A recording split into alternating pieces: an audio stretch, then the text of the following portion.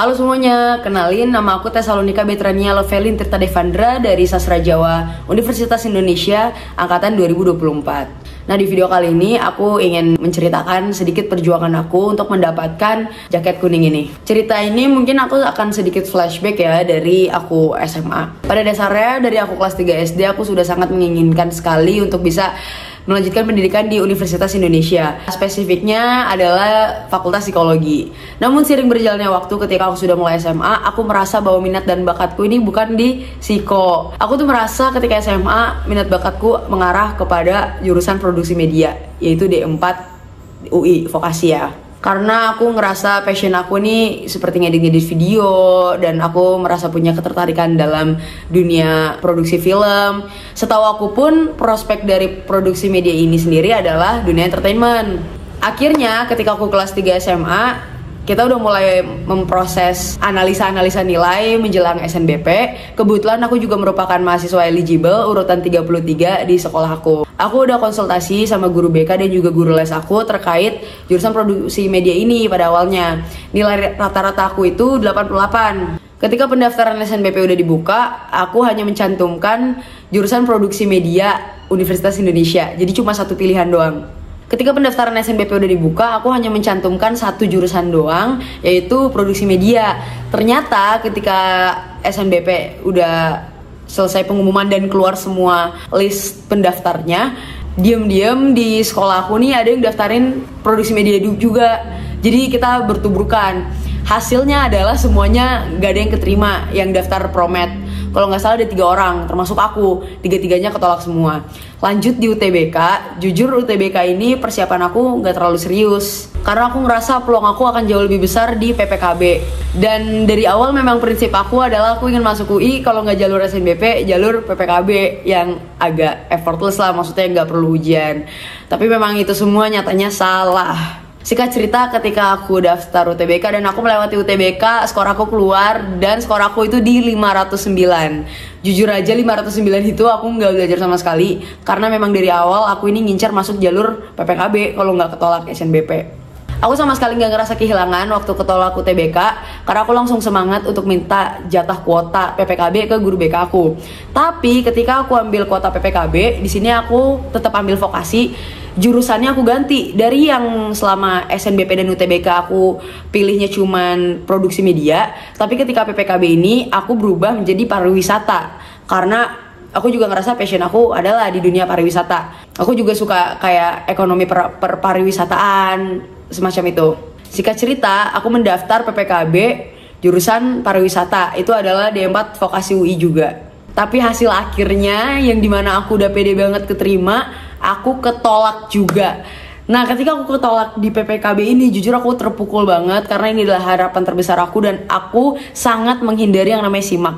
Ketika tanggal 9 Juni 2024 itu pengumuman sudah keluar dan aku dinyatakan tidak lolos PPKB, aku nggak ada waktu untuk nangis-nangis, karena aku langsung cepet-cepet daftar SIMAK, yang dimana jalur masuk UI yang dari kelas 3 SD aku intai dan aku tunggu nih udah depan mata. Jadi aku mau gimana pun harus sampai titik darah penghabisan. Ketika aku daftar SIMAK, di sini aku bisa mencantumkan 6 pilihan, tapi aku memutuskan untuk hanya mengisi 3 pilihan saja. Pertama, aku ngisi pariwisata vokasi tetap. Yang kedua, aku masukin sastra Jawa, dan yang ketiga administrasi perkantoran. Ini adalah D3 vokasi. Ujian SIMAK itu dilaksanakan pada tanggal 14 Juni dan di situ aku mendaftar tanggal 9 Juni malam. Kurang lebih persiapanku hanya 5 hari, tapi jujur 1 hari ini masih aku pakai buat bengong, sedih. Tapi akhirnya nggak lama-lama, 4 hari ini aku maksimal untuk belajar try out. Nah, tips belajar dari aku. Jujur banget, aku bukan orang yang bisa matematika. Itu kenapa aku nggak pernah berekspektasi masuk UI melalui jalur UTBK atau SIMAK, karena aku nggak siap menghadapi soal matematikanya. Nah, sedikit tips belajar dari aku ya. Jujur aku merupakan pribadi yang nggak bisa matematika guys. Dari SMP nilai matematika aku itu kurang.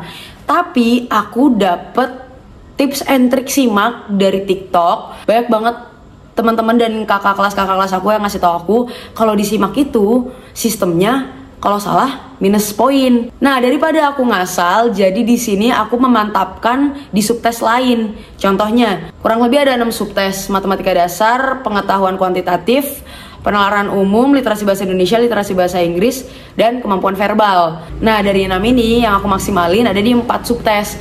Karena yang 2-nya ini PK dan Matdas. Jujur kalau Matdas aku cuma ngisi 5 dari 15. Kalau pengetahuan kuantitatif itu aku ngisi 19 dari 25. Selebihnya aku isi semua. Karena dari 4 hari yang tersisa itu aku benar-benar memanfaatkan untuk try out. Kalau kalian mau tahu, aku try out 4 hari itu dari Pahamify. Karena dengar-dengar dari orang juga Pahamify soalnya cukup sulit dan sesuai dengan soal ujian. Jadi aku gak kaget ketika ujian. Nah, intinya adalah kalian kalau simak cukup maksimalin di subtes yang kalian bisa. Kalau sekiranya kalian gak sanggup di matematika, ikutin cara aku ya. Jadi maksimalin di subtes lain selain matematika. Karena ketika aku sadar bahwa kelemahan aku adalah di matematika, itu berarti di subtes lain aku harus maksimalin demi aku bisa masuk simak. Dengan bobot UTBK aku 509 sebagai poin pertimbangan simak, aku merasa simak aku mungkin lebih tinggi ya skornya, karena aku juga yakin banget ketika ngerjain subtes bahasa Inggris, bahasa Indonesia, dan verbal penalaran itu. Kecuali matematika jujur aku kurang tahu. Tapi aku yakin banget dengan 4 subtes yang aku maksimalin itu.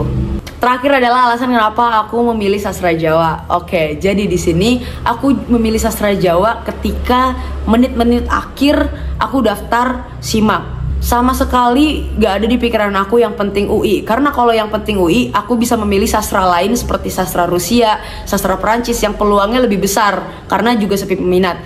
Tapi di sini aku juga memikirkan apa yang aku sukai dan passion aku, sekiranya aku sanggup atau tidak. Aku menyadari bahwa kebudayaan Jawa ini cukup luar biasa dan cukup menarik perhatian aku.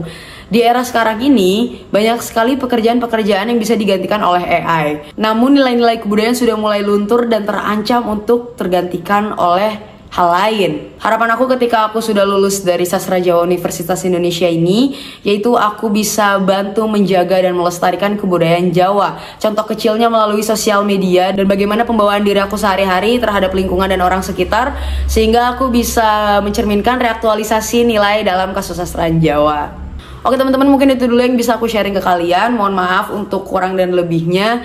Di sini untuk kalian yang mau tanya-tanya secara pribadi lebih langsung, bisa DM TikTok aku di sini @tbeteng. Nanti pasti ya bakal aku balas. Semangat buat kalian pejuang PTN-PTN lainnya. Semoga cerita aku ini bisa memotivasi dan menjadi inspirasi kalian. Terima kasih juga untuk Masuk PTN yang sudah memberikan aku media.